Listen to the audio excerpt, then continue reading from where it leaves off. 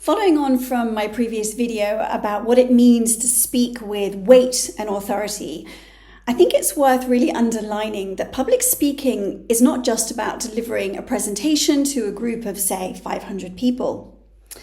To be a good public speaker is fundamentally about being a good communicator.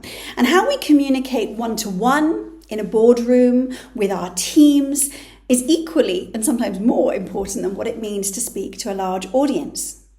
So often, business transactions, seeking investment, finding funding, these are often held in much more intimate spaces. That conversation you might be having with a group of investors sitting around a boardroom, or even convincing one-to-one somebody to buy into your products and services. So it's really important to know that those lessons that we take from public speaking and what it means to find our voice are equally as relevant even in those smaller scale environments.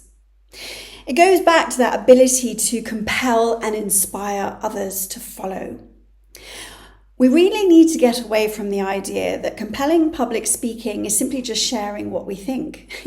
Nobody just needs to hear your voice if it doesn't actually directly relate to them. What we're yearning to see in people that we listen to is something that's going to change our life. Is this product and service going to deliver value to me? What's the value of investing in your company? Why should I follow your movement? I want to know what's in it for me. And to that degree, our role as public speakers, communicators, sales, fundraisers, our job is really to be able to inspire and convince the person we're talking to buy into our cause and follow us. And that's going to require a deeper level work that actually is about compelling your audience, not just telling them what you think.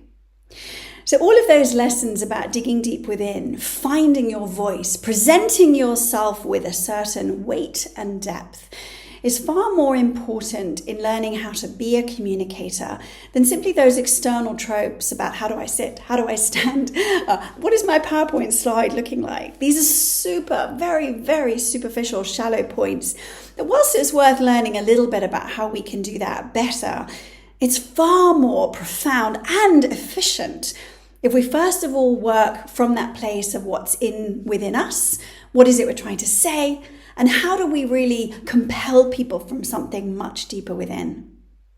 That's why a good public speaking coach is not just working with the external tropes of public speaking, but about helping you to dig deeper on your own journey, to uncover those blocks that are preventing you from, living your full potential, from being able to communicate your vision, from being able to bring about the passion and enthusiasm for what you're doing, and through the weight that you convey, also that you are professional enough and are able to deliver on what you've promised to do.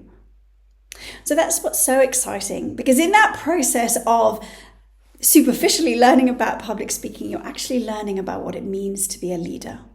There is an intimate connection between being a good communicator and being a leader. They are absolutely support each other in our journey, and it's really imperative that we understand the connection between the two. We've all know of great teachers, brilliant inventors who have never reached their full potential because they were simply unable to communicate the ideas that they had and compel people to buy into them or spread them or build a movement around them.